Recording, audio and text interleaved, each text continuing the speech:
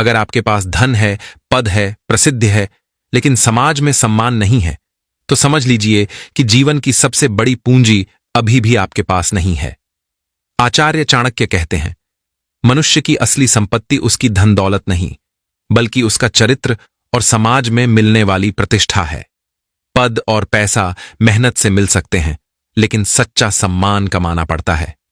आचार्य चाणक्य को भारतीय इतिहास के सबसे प्रखर विचारकों में गिना जाता है।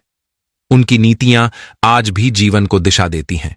उनका मानना था कि धन, पद और प्रसिद्धि से अधिक महत्वपूर्ण है समाज में मिलने वाला आदर। यदि व्यक्ति के पास सब कुछ हो, लेकिन उसे इज्जत न मिले, तो उसका जीवन अधूरा प्रतीत होता है। चाणक्य के अनुसार सम्मान बाहर से नहीं पाया जाता, यह हमारे विचारों, व्यवहार और चरित्र से अर्जित किया जाता है। आइए जानते हैं वे कौन सी बातें हैं जिन्हें अपनाकर कोई भी व्यक्ति समाज में सच्चा सम्मान प्राप्त कर सकता है। सबसे पहली बात, यदि आप स्वयं की इज्जत करेंगे, तभी दुनिया भी आपकी इज्जत करेगी। चाणक्य स्पष्ट कहते हैं कि यदि आप स्वयं को महत्व नहीं देंगे, तो कोई और भी आपको महत्व नहीं देगा।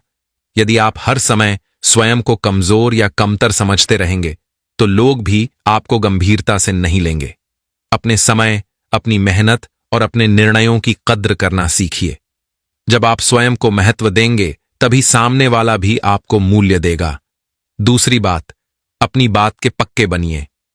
इंसान की पहचान उसके शब्दों से होती है। जो लोग बार बार वादा करके मुकर जाते हैं, उन पर धीरे धीरे किसी का भरोसा नहीं रहता, और जहां भरोसा नहीं होता, वहां इज्जत भी टिकती नहीं। इसलिए उतना ही कहिए जितना निभा सकें। आपकी साख ही आपकी असली पूंजी है। तीसरी बात, जरूरत से ज्यादा अच्छे बनने की कोशिश न करें। हर बात पर हां में हां मिलाना, अपनी राय दबा देना या केवल लोगों को खुश करने के लिए बोलना समझदारी नहीं है। इससे लोग आपको हल्के में लेने लगते हैं। विनम्र रहना अच्छी बात है, लेकिन अपनी बात स्पष्ट और आत्मसम्मान के साथ रखना उससे भी अधिक आवश्यक है। चौथी बात, सही और गलत की समझ बनाए रखें। गलत रास्ते से मिली सफलता अधिक समय तक नहीं टिकती। झूठ, चालाकी या शॉर्टकट से आप कुछ समय के लिए आगे बढ़ सकते हैं, लेकिन सत्य देर सवेर सामने आ ही जाता है। ईमानदारी और साफ नीयत ही स्थायी सम्मान दिलाती है। पांचवीं और महत्वपूर्ण बात, गुस्से पर नियंत्रण रखें। क्रोध में व्यक्ति ऐसी बातें कह देता है जिनका पछतावा जीवन भर रहता है। एक पल का गुस्सा वर्षों की कमाई हुई इज्जत को मिटा सकता है। जो व्यक्ति हर समय चिड़चिड़ा रहता है, लोग उससे दूरी बना लेते हैं। धैर्य, संयम और संतुलित व्यवहार ही व्यक्ति को विशिष्ट पहचान दिलाते हैं। कठिन परिस्थितियों में भी जो स्वयं पर नियंत्रण रखे, वही वास्तव में सम्मान का अधिकारी होता है। चाणक्य कहते हैं कि कामयाब होना है तो गरीब की तरह दिखना बंद करो। दोस्तों, एक समय की बात है जब महान आचार्य चाणक्य अपने शिष्य चंद्रगुप्त मौर्य के साथ जंगल में बैठे हुए थे। वे चंद्रगुप्त को एक महत्वपूर्ण पाठ सिखाने की सोच रहे थे। अचानक उनकी नजर जंगल के किनारे पर एक व्यक्ति पर पड़ी, जो अच्छे कपड़ों में सजा धजा, आत्मविश्वास से भरा हुआ चल रहा था। चाणक्य ने चंद्रगुप्त की ओर इशारा करते हुए कहा, चंद्रगुप्त, क्या तुम उस व्यक्ति को देख रहे हो? चंद्रगुप्त ने सिर हिलाते हुए कहा, जी गुरुदेव, मैं उसे देख रहा हूं, लेकिन इसमें क्या खास है?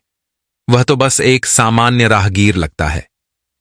चाणक्य मुस्कुराए और बोले, ठीक है, लेकिन क्या तुम उसे देखकर बता सकते हो कि वह व्यक्ति कैसा होगा?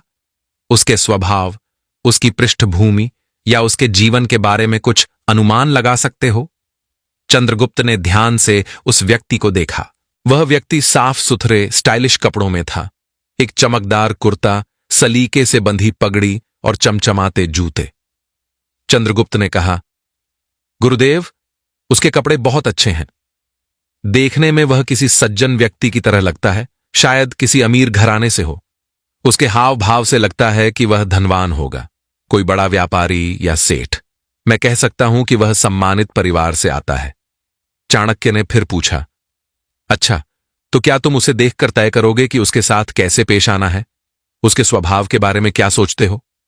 चंद्रगुप्त ने आत्मविश्वास से जवाब दिया, गुरुदेव, उसके रूप, रंग और पहनावे से तो यही लगता है कि वह सज्जन और धनवान है, शायद किसी सेठ के घर से आता है। इसलिए मैं उससे इज्जत के साथ पेश आऊंगा, सम्मानित तरीके से बात करूंगा और उसे अपने बराबर का समझूंगा। उसके कपड़े ही बता रहे हैं कि वह महत्वपूर्ण व्यक्ति है। चाणक्य अब गंभीर हो गए। उन्होंने कहा, ठीक है चंद्रगुप्त, लेकिन मैं तुम्हें बता दूं कि दरअसल वह किसी अमीर घराने से नहीं आता, न ही कोई बड़ा व्यापारी है। वह तो एक मामूली किसान का बेटा है, जो एक शादी समारोह में जाने के लिए अच्छे कपड़े पहनकर निकला है। उसके कपड़े उधार के हैं, लेकिन उसने उन्हें सलीके से पहना है। देखो, कपड़े सिर्फ शरीर को ढकने की चीज नहीं होते, वे एक व्यक्ति की छवि बनाते हैं और दुनिया की नजरों में उसकी जगह तय करते हैं। चाणक्य ने आगे कहा, चंद्रगुप्त, अगर कोई राजा भी फटेहाल और गंदे वस्त्रों में भेष बदलकर गलियों में घूमे तो लोग उसे इज्जत नहीं देंगे, लेकिन अगर कोई साधारण कलाकार जिसके कपड़े भले ही किराए के हों उन्हें साफ सुथरे और सलीके से पहने तो लोग उसे देखकर उसी भाव से सम्मान देते हैं। यानी एक बात तय है, जीवन में कपड़ों का तुम्हारे व्यक्तित्व पर बहुत बड़ा योगदान है। वे तुम्हारे सम्मान, तुम्हारी छवि और तुम्हारे भावों को आकार देते हैं। इसलिए अच्छे और साफ कपड़े पहनना अत्यंत आवश्यक है। आज मैं तुम्हें इन बातों पर पूर्ण रूप से ज्ञान दूंगा और सब कुछ विस्तार से समझाऊंगा।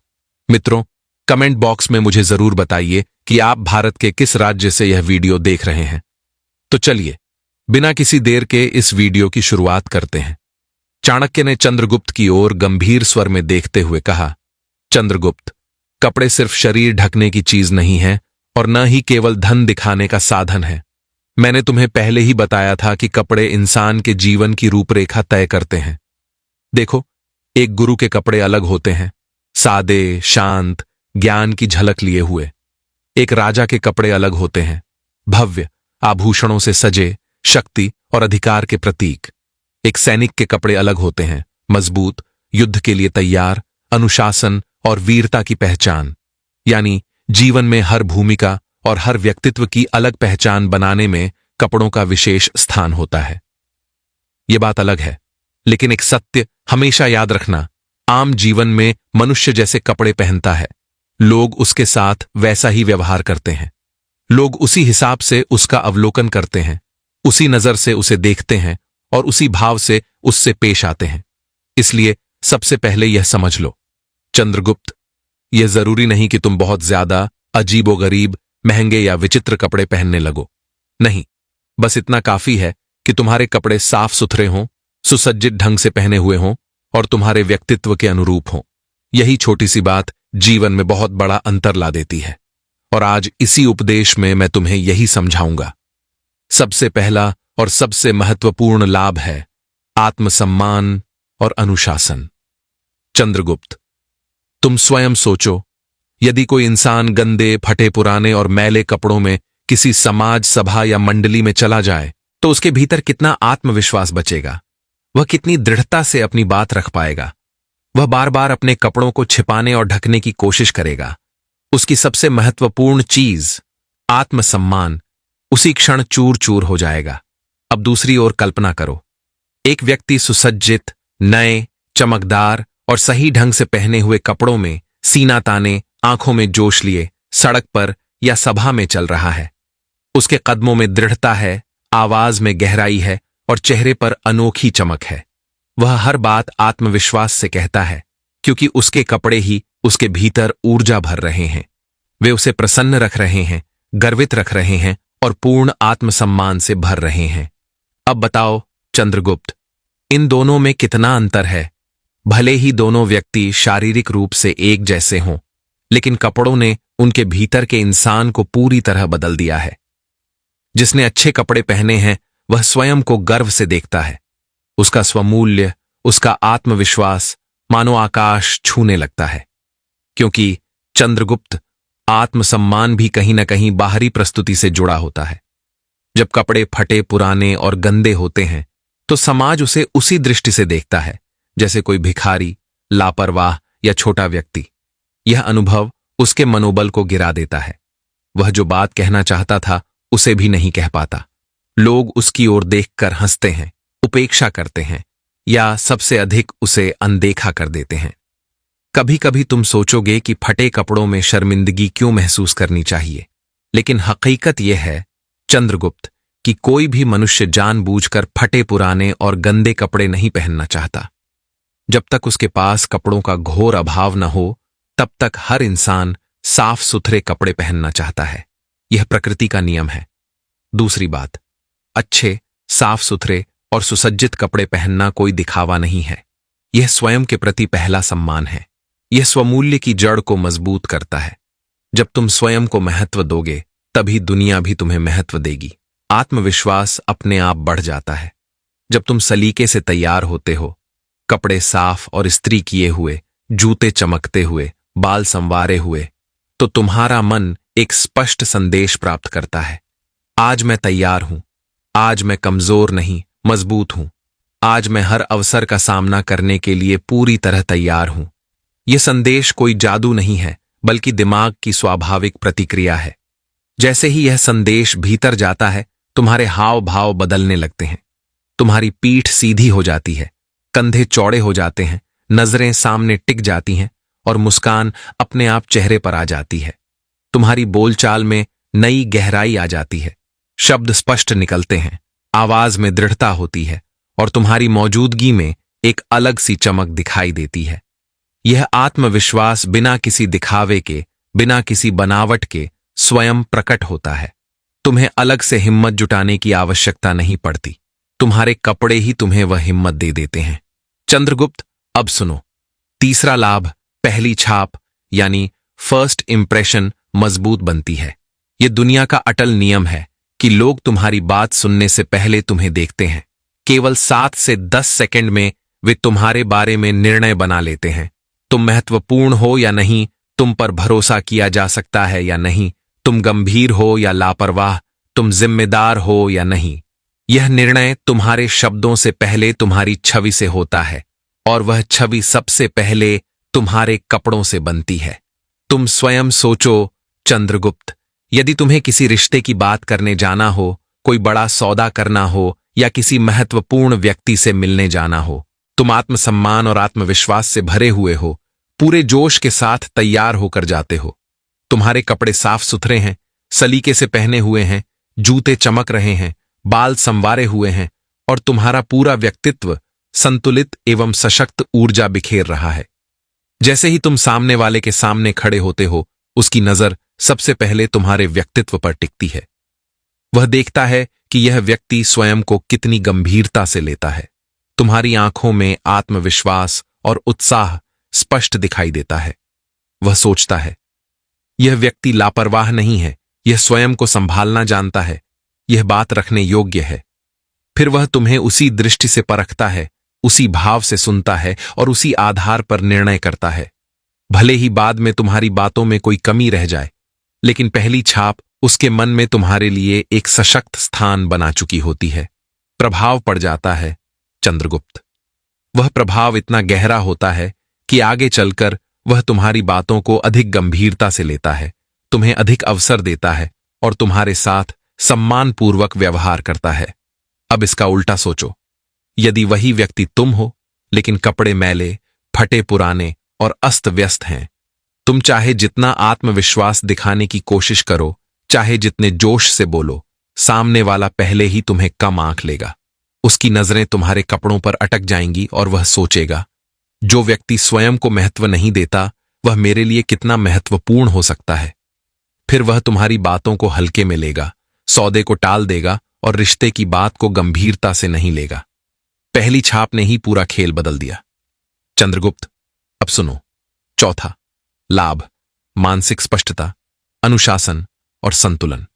यह लाभ बाहर से अधिक भीतर का है, लेकिन बाहरी सज्जा ही भीतर को प्रभावित करती है।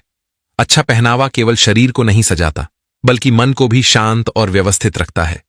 जब तुम सुबह उठकर अपने कपड़ों को साफ सुथरा, इस्त्री किया हुआ और सलीके से चुना हुआ देखते हो, तो तुम्हारा मन एक संदेश प्राप्त करता है, सब कुछ व्यवस्थित है, मैं नियंत्रण में हूं, मैं सजग हूं।